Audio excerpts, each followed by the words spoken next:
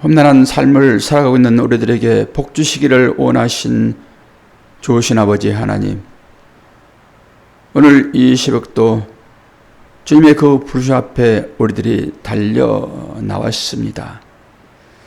하나님께서 당신의 말씀을 통하여서 당신의 사랑을 우리에게 생명으로 공급하실 때에 우리의 영이 춤추게 도와주시고 그 영을 통하여서 우리의 육신도 강건할 수 있도록 은혜 허락하여 주시옵소서. 오늘도 사사기를 통하여서 복음에서 통곡하는 자들이란 제목으로 말씀이 전해질 때에 그 말씀이 우리의 심령 가운데 생명으로 재탄생될 수 있도록 은혜 허락하여 주옵소서. 기쁜 마음으로 슬픈 마음으로 또한 감사한 마음으로 기도하는 모든 기도를 응답하여 주옵소서. 예수 그리스도의 이름으로 기도하옵나이다. 아멘. 사사기서 2장 1절에서 5절까지입니다.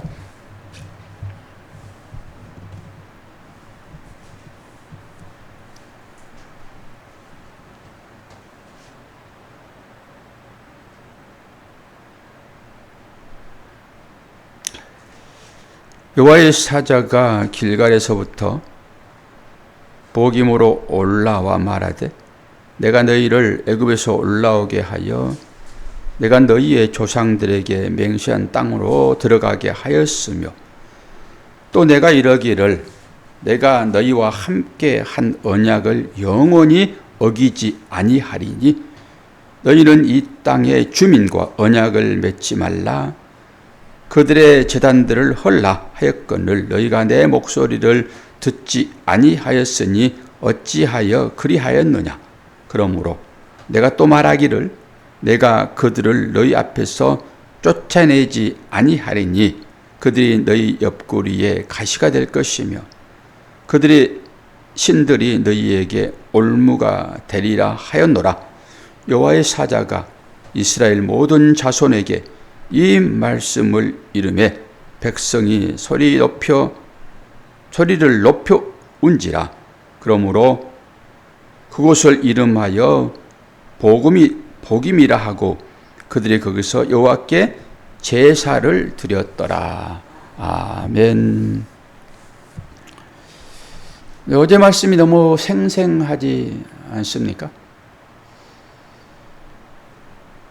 어제 말씀 중에 조금만 생각해 보고 오늘 말씀으로 넘어갑시다. 이 갈렙은 믿음의 사람이죠. 눈으로 보는 것만을 믿지 아니하고 그 속에 감추어진 하나님의 사랑, 하나님의 말씀, 언약 이런 것을 생각하고 눈으로 본 환경을 뛰어넘는 사람이었습니다. 그게 갈렙이고요. 그리고 그 갈렙이 제안을 하나 했는데 전쟁에서 승리를 하고 오게 되면은 내 딸 악사를 그에게 주겠다. 그리고 전쟁하고 승리하여 돌아오니까 악사를 아내로 주었잖아요. 그리고 그 아내는 누구를 상징한다 했습니까?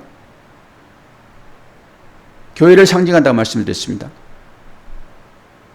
그 조카에게 이 딸을 줬잖아요. 그 조카는 예수 그리스도를 상징한다고 했고 구원자로 등장하는 사람이니까. 그런데 그 딸이 아버지에게 요구하는 것이 뭘 달라고 했다고 말씀드렸죠? 웃셈과 아랫셈, 이것은 진리를 상징하는 물입니다. 근데 그들이 받은 땅은 황무지였어요? 그렇지 않았어요? 황무지예요. 바로 설명드렸잖아요. 황무지였다. 그것이 곧 그 황무지를 살아가는 사람들의 기도의 제목이 된다. 어떤 제목이요? 진리의 물 주세요. 이게 그들의 삶이었고요. 땅을 점령했으나 오히려 그 점령된 사람들이 이 약속을 믿고 그 땅에 들어갔던 사람들을 산지로 쫓아내는 철병을 가진 사람들이었더라. 그러면서 하나님의 언약 가운데 살아가는 그 가나안에 들어가 있던 이스라엘 사람들의 현실이었다. 그리고 이것이 천국의 모형인데 완성된 천국을 가기 전에 거기에서 지금 연습하고 있는 것이다. 이 정도까지 말씀을 드렸습니다. 그래서 성도의 삶이라고 하는 것은 가나안 땅에 들어가게 되면은 무슨 포도 한 송이를 두 사람이 메고 오는 이런 게 실제 있었으나 그것은 하나님의 나라를, 풍요의 나라를 경험케 하시는 것이었다. 그러나 실제 우리의 삶이라고 하는 것은 그래서 거기에서의 삶도 반유목민, 즉 나그네의 삶이 돼야 된다라고 말씀을 드렸습니다. 그리고 오늘 또 이제 말씀이 이어지는데요. 예, 말씀의 제목을 보세요. 예, 복임에서 통곡하다.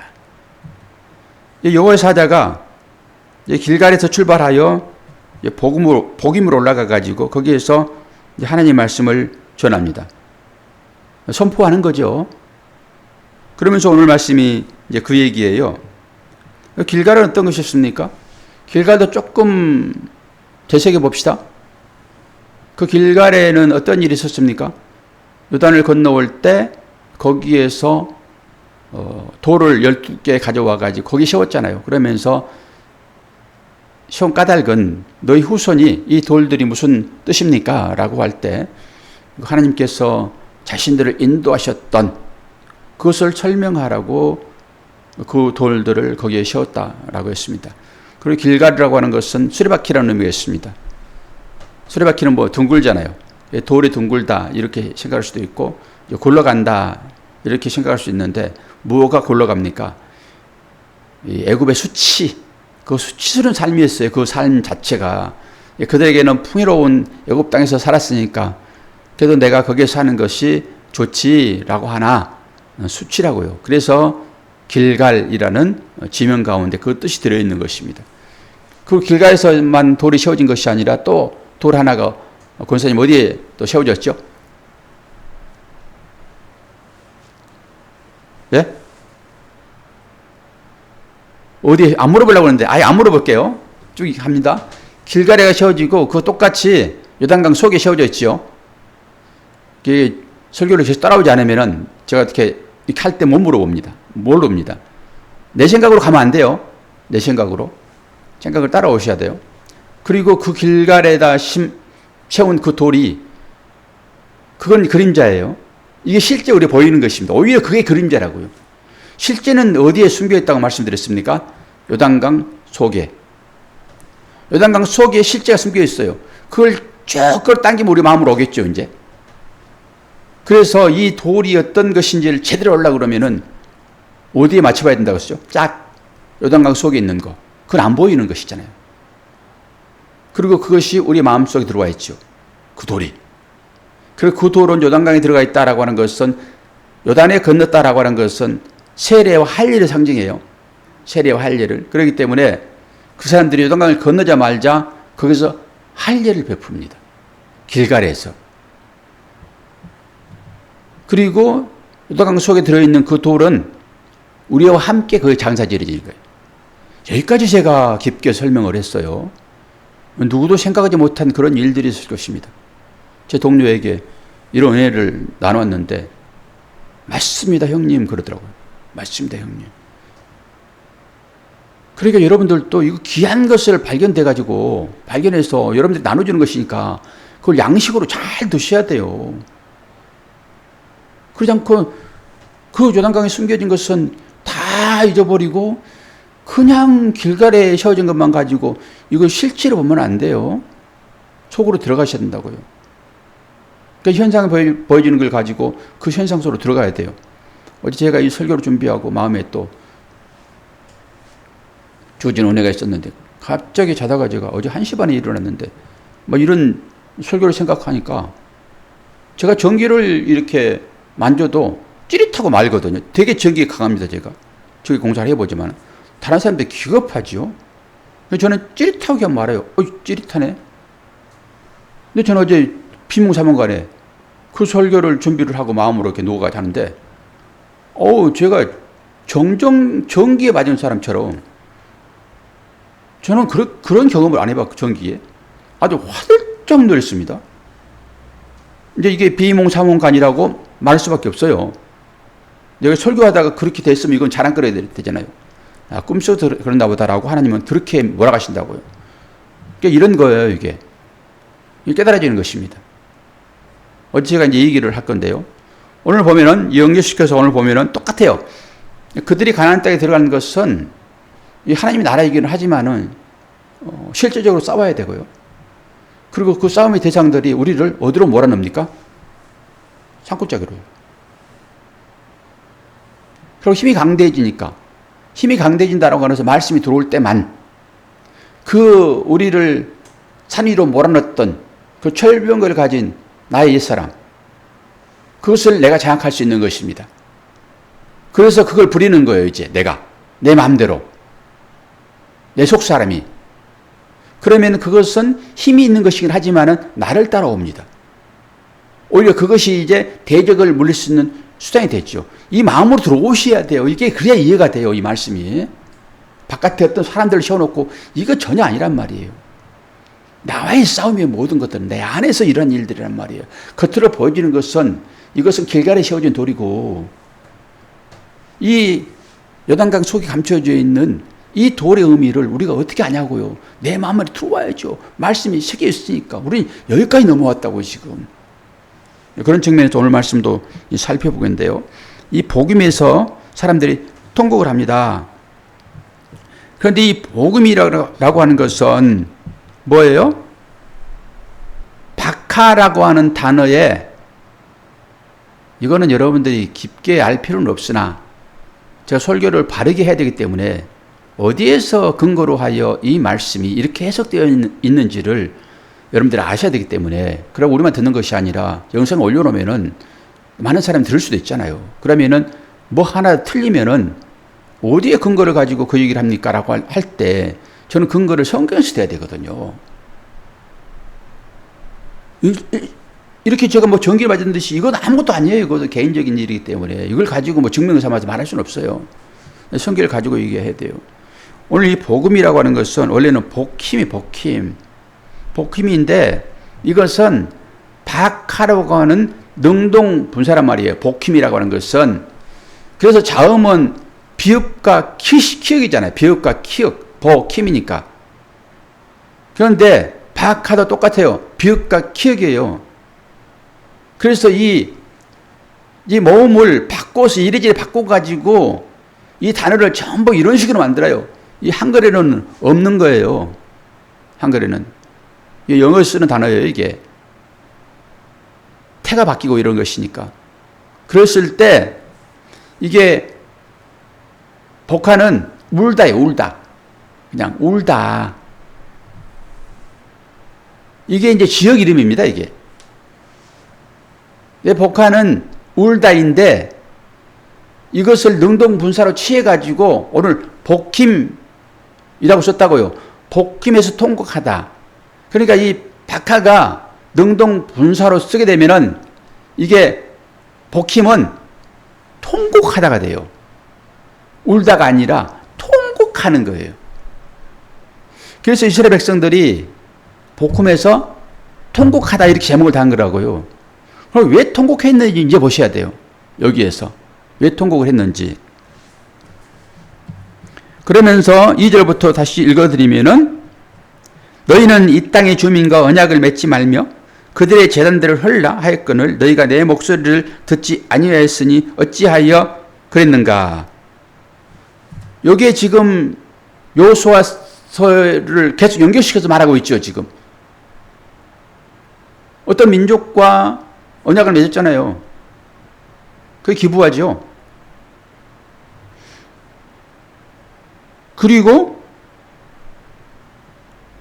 3절 그러므로 내가 또 말하기를 내가 그들을 너희 앞에서 쫓아내지 아니하리니. 여기 보세요. 정확하지요.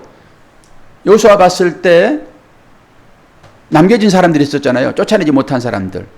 물론 그들이 철병거를 가지고 있고 그래서 힘이 딸려가지고 쫓아내지 못했다라고 얘기를 하고 있지만은 4세기 들어오면은 하나님이 행하신 일입니다. 하나님. 전쟁은 누가 주관하시죠? 하나님이 하시죠. 하나님이. 사람은 도구로 써질 따름입니다. 저와 여러분의 삶이 영적인 전쟁이에요. 내가 전쟁을 수행한 것 같지만은 하나님의 손길에 달려있다니까요. 내가 전쟁을 할 것 같으면 나는 다 이기고 싶죠. 내가 지고 싶습니까? 하나님 말씀에 순종해서 그 말씀대로 따르고 싶지요. 그래서 믿음의 승리를 얻고 싶지요. 그런데 우리의 싸움 가운데 실질적으로 얼마나 많이 넘어집니까? 얼마나 많이 넘어지냐고요. 하나님의 계명을 순종하여 살아갈 사람이라고 말씀에 아멘 아멘 하면서 우리의 삶의 정황을 보게 되면은 전부 타협하잖아요. 이게 세상과 타협하는 것이 말씀에 지는 거잖아요. 세상을 이기라 하잖아요, 지금. 그런데 우리는 이 4세기 전투를 보면서 내가 어떻게 이 영적인 전투에 임하고 있는지를 보셔야 돼요. 그들이 어떻게 싸우는가를 통해 가지고 나는 그럼 현실적으로 어떤 싸움을 하고 있는가, 이걸 보셔야 한단 말이에요. 그랬을 때 그들이 말씀에 순종하지 아니해야 했다. 우리가 아이성 전투만 보더라도 그렇잖아요. 아이성 전투가 왜 실패로 갔습니까? 온전한 것을 다 바쳐야 되는데 그거 아간이 안 바쳤잖아요. 그거. 그러므로 실패하는 거잖아요. 다 바치라고 하면 다 바쳐야 되는 것입니다. 그것은 뭐예요? 하나님의 말씀에 순종해야지. 다른 얘기로 너는 네 이웃을 네 몸처럼 사랑해야지. 네 부모에게 순종해야지. 자녀를 사랑해야지. 예수가 교회를 사랑한 것처럼 네 아내를 사랑해야지. 이게 전부 말씀이잖아요. 근데 이 말씀을 듣지 않고 내 마음대로 살아가는 형태, 이게 아간인 거예요. 그래서 나를 아간이라고 얘기를 하는 것이지 무슨 내가 실제적으로 아간이에요. 그 아간은 언제적 사람인데. 그러니까 이 전투 가운데서 내가 어떻게 이 땅 가운데 살고 있는지를 보시란 말이죠. 그래서 어떻게 얘기합니까? 3절. 그러므로 내가 또 말하기를 내가 그들을 너희 앞에서 쫓아내지 아니하리니 그들이 너희 옆구리에 가시가 될 것이며 그들의 신들이 너희에게 올무가 되리라. 쫓아내지 않았던 것들 때문에 그들이 가시가 된대요. 그들이 올무가 되고. 그랬더니 이들이 복힘해서 통곡하는 거예요, 지금.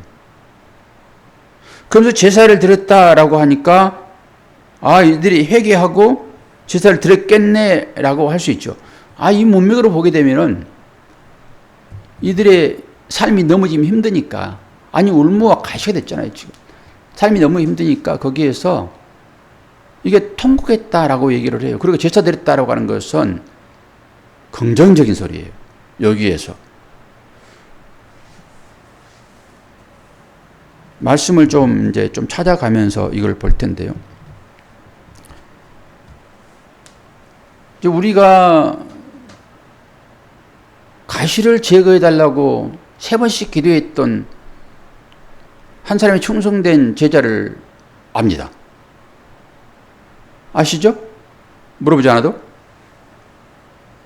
그 사람도 3번씩을 기도했어요. 그게 사단의 가시였습니다. 근데 하나님께서 그 기도를 응답하셨는데 어떤 식으로 응답하냐 그러면은 내 은혜가 네게 족하다. 그렇게 응답합니다. 나의 능력은 약한 데 있어. 그리고 그것을 받습니다. 서발이. 문제는 전혀 해결되지 않았는데 이제는 그것 붙잡고 씨름하잖아요. 그것 붙잡고. 오히려 이것이 나를 하나님을 제대로 사랑하는 자로 만드시는구나. 하나님을 사랑하는 자는 말씀을 증거하는 사람입니다. 이게 하나님과 연결됐기 때문에 그래요. 자동적으로 나오게 돼 있죠. 미움을 증거하고 그런 것이 아니라 생명의 줄에 연결되어 있으면은 거기에서 공급되어지는 것으로 우리가 살아가잖아요. 그러면 그것이 나오죠. 세상의 물질, 부여, 풍요 이런 것들로 연결돼서 살아가는 사람들은 그것이 나오죠. 세상 떡이 나오겠죠. 근데 하나님의 말씀으로 살아가는 사람들은 그게 나오겠죠.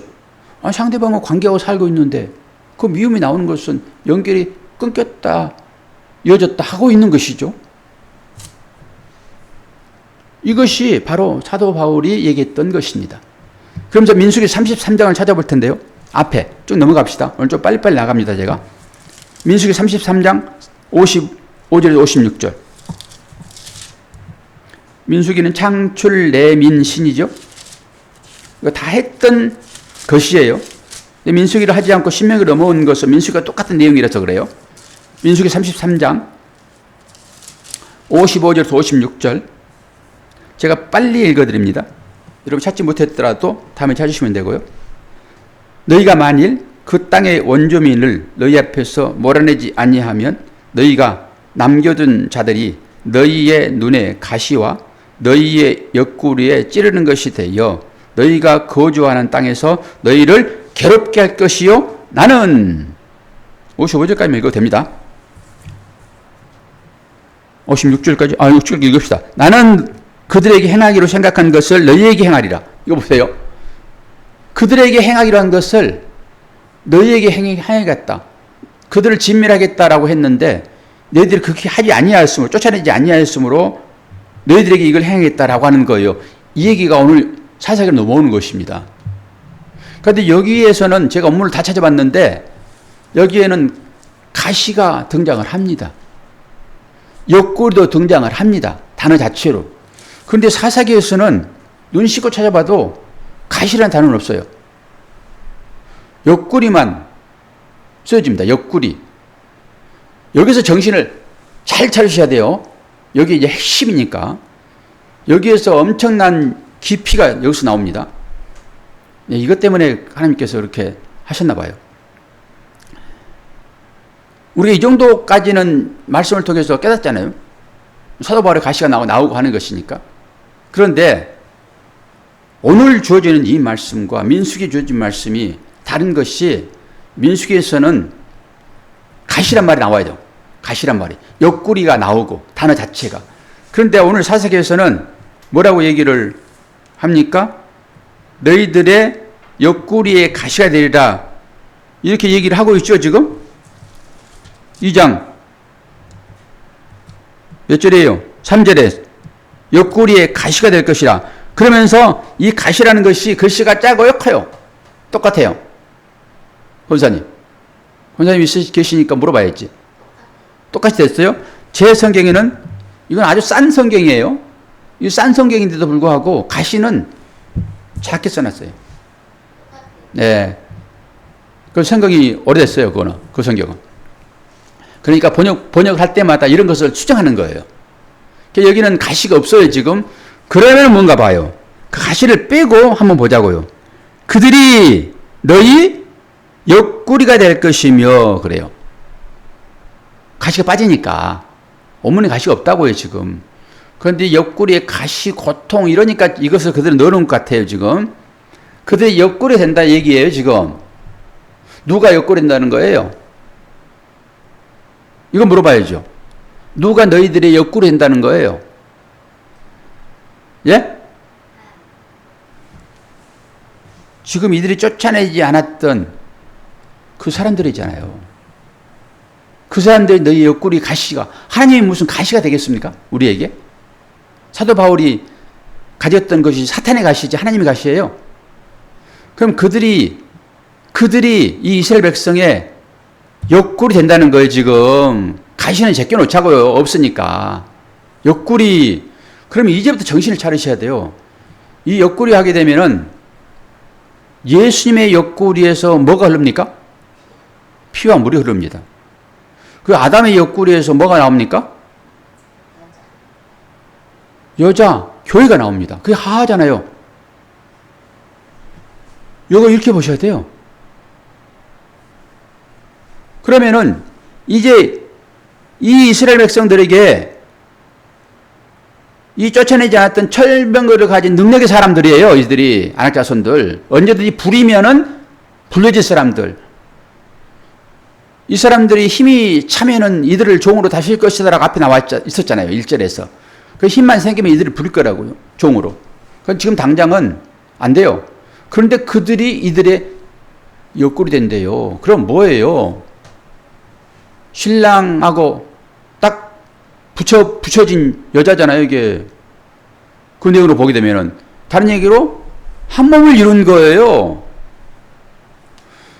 여기에 우리의 시각이 있는 거예요. 저와 여러분이 어떤 시각을 가지고 신앙생활 하는가라고 할 때 십자가를 바라보면서 오늘 세상으로부터 미움받고 조롱받고 힘듦이 실제 있잖아요. 이 실제를 벗어난 사람들은요, 교회 다닐 필요 없습니다. 그들과 그냥 살면 돼요. 그들과. 그걸 요구하면 쫓아가니까. 하나님 대신 우상을 섬기면서 거기에서 얻어진 것으로 소출을 얻고 많이 얻고 그 창고 지어가지고 미래를 도모하고자 여러분이 교회를 다니면은 여러분 그 교회는 망해야 돼요. 그건 교회 아닙니다. 지금 이들이 들어간 나라의 이 사람들이 되게 강성한 사람이라고요. 모든 걸 다 가지고 있습니다. 세상의 부귀 영화 다 누리고 있는 사람들이 이 사람들이. 그런데 그 사람들을 그들의 옆구리 만든다는 거잖아요, 지금. 더 이상 무슨 제가 해석을 해요. 거기서 아멘하면 절대 안 되죠. 세상 부귀영화, 좋은 것, 권력 갖기를 원하는 그것이 있는 장소잖아요, 가나안이 지금. 우상 숭배의 땅이니까. 하나님을 버리고 살아갔던 그 풍요의 땅. 그것들 남은 것들을 너희들의 옆구리 되게 하겠다는 거예요, 이게. 그러니까 가시로 붙여놓은 거예요, 이게, 여기다가. 얼른 보면은, 이게 무슨 말이야? 라고 하겠지만은, 너희들이 바로 그렇게 그것을 좋아한 사람으로 살아가게 될 것이다, 예요. 실제 그렇게 살아가잖아요, 이들이, 거기에서. 실제로 하나님 버리고 우상 숭배하고 앞으로 너희들이 그렇게 살아갈 거야. 그래서 여기에서 옆구리 가시라고 하는 것이 그들의 찔림이지만은 현실적으로 이 문맥을 살펴보면 하나님께서 조져버린 거예요. 그런데 이걸 보지 않고 제사를 드려요. 그러니까 회개로 나옵니다. 회개로. 그러니까 그렇게 살아갔던 우리들에게 그 가시를 붙여줬더니 아이고 뜨거워 라고 회개하고 제사를 드려요. 그러면서 나는 절대 가나안 땅에 들어가가지고 그들을 내 옆구리 삼지 않을 거예요. 지금 당장 그렇게 하더라도 나는 회개하고 주 앞에 나올 것입니다. 라고 말하고 싶죠. 다 이 설교 들으면은 그렇게 말하고 싶죠. 여기서 통곡을 했으니까. 그리고 여기에서 제사를 드렸으니까. 그러면서 내일 월요일날 보겠지만 11절 봐요. 11절. 여기 2장 11절. 이들이 어떻게 했는지 봐요. 11절부터 13절까지 이스라엘 자손이 여호와의 목전에서 악을 행하여 바알들을 섬기며 애굽 땅에서 그들을 인도하여 내신 그들의 조상들의 하나님 여호와를 버리고 다른 신들 곧 그들의 주위에 있는 백성의 신들을 따라 그들에게 절하여 여호와를 진노하게 하였으되 곧 그들이 여호와를 버리고 바알과 아스다로를 섬겼으므로 그래요. 이렇게 되니까 완전히 상반되는 말로 들리지요. 10절을 보세요. 이걸 가지고 여러분 변명할 거예요. 그 시대의 사람도 다 그 조상들에게도 돌아갔고 그 후에 일어난 다른 세대는 여호와를 알지 못하며 여호와께서 이스라엘을 위하여 행하신 일도 알지 못하였더라라고 그 후대 사람들이 지금 이렇게 하나님을 떠났다라고 하잖아요, 지금. 그러니까 나는 괜찮아. 나는 회개했으니까 나는 여기에서 제단을 쌓을 거야 라고 이한 삼을 수 있는데 이 10절로 여러분 넘어가려 하지 마세요. 이 10절로 내가 오늘 살고 죽는 게 아니잖아요. 나 또 내일 살잖아요. 그러면 어제 있었던 그 일은 회개했다고 해요. 그럼 그거 지속돼야 되죠, 우리가. 지속돼야 되지 않아요? 그 믿음의 삶이라고 하는 것이 제사하고 회개하고 통곡하고. 그런데 이 통곡이 뭘 위한 통곡이냐라고 보면은 억울해서요. 왜 내가 하나님을 이렇게 열심히 믿었는데 왜 나에게 복을 주지 않으세요? 그리고 왜 나에게 건강 주지 아니하고 내가 가진 것을 이렇게 뺏어가세요? 내가 불성실했습니까? 잠도 안 자고 열심히 일하는데, 신앙청도 얼마나 열심히 하는데 왜 나한테 더 주지 아니하고 있는 것까지 뺏어갑니까? 잘 보십시오. 제가 이것 때문에 어제 그 전율함을 다시 한번 느끼고 했는데, 우리가 어떻게 하나님을 믿고 있는지 아주 구구절절하게 여기에 믿음 없음을 얘기한다고요. 그러니까 복힘에서 이들이 통곡하는 거예요. 근데 겉으로 보면은 회개의 통곡, 제사드리니까 그렇게 생각되어지지만은 그것이 전부 다 제가 이 강단에서 2년 전에 고래고래 소리치고 통곡하고 기도한 기도의 끝이 뭔지 아십니까? 내 속에 내가 살겠다고 소리치는 짐승의 소리였어요, 여러분. 짐승의 소리. 내가 왜 그렇게 기도한지 여러분 다 아시잖아요. 왜 기도한지. 이게 거기가 맥이 다 있습니다, 이게. 이스라엘 백성들이 복힘에서 지금 통곡하는 것이 거기에 맥이 다 있다고요. 그러니까 우리가 얼마나 얕은 물가에서 차박차박거리고 신앙생활한지, 이 깊은 물에 들어가야지 그물 던지면은 고기를 잡고 하나님 나라를 거기서 이루는데, 무서워서 벌벌 떨고 그냥 조금만 뭐 하면은 그냥 마음에 상처받아가지고, 차라리 권사님이 잊어버리는 것이 얼마나 하나님이 큰 은혜인지 이런 말할 수가 없습니다. 잊어버리지 않으면은 이렇게 강한 설교, 당신이 가입니다라고 하는 그 설교를 듣고서도 아침에 그냥 나오시는 권사님, 그러잖아요. 잊어버리는 것이 얼마나 다행인지, 잊어버리고 나오는 것이 얼마나 다행인지. 사실 그런 거예요, 그게. 근데 세상적인 가치로 생각하면 기분 나쁘고, 내가 지금까지 신앙생활을 하고 내가 당신과 얼마나 관계를 맺으며 이렇게 신앙생활을 했는데 나한테 뭐 가인 제사라고? 내가 그때 진짜 먹지 않고 그 하나님 선교를 위하여 그렇게 헌금을 내가 갖다 드렸는데 뭐라고요? 가인이라고요? 교회 12번 떠났을 거예요, 권사님. 잊어버렸기 때문에 또 나오고, 그래도 말씀 은혜 받고자 하니까 거기 앉아 계신 거예요. 그렇게 잊어버렸다고 자책하지 마세요. 하나님 얼마나 권사님을 사랑하시는데. 그게 들을 때는 얼마나 이게 이해가 되어지고 기쁘냐고요. 들을 때는. 잊어버려서 문제지. 잊어버려서 문제지. 잊어버렸어요. 다 잊고 가는 거예요, 다 이게. 잠시 누리는 하나님의 기쁨이에요, 이게. 그때 그것을 천국에서 영원히 누린단 말이에요. 그 잊어버려야지. 잊어버리지 않으면 맨날 꿈속에서 헤맬 거예요. 또 미운 감정도 들면 그것도 잊어버려야지. 맨날 미워할 거냐고요. 차라리 좋은 거예요, 그것이. 치매 걸리신 분들에게는 그것이 불편하지 않아요. 치매 걸린 분들에게는 대단히 미안한 소리지만은, 가족들은 그를 볼 때 불쌍히 여기지만은 차라리 아무것도 모르면 나은 거예요, 이게. 아니니까 골치 아프지. 이거 역설입니다. 그렇게 은혜로 알고 여러분들이 그걸 받아들이시면은 모든 것들이 다 좋은 거예요. 하나님은 자녀들에게 좋은 것만 주세요.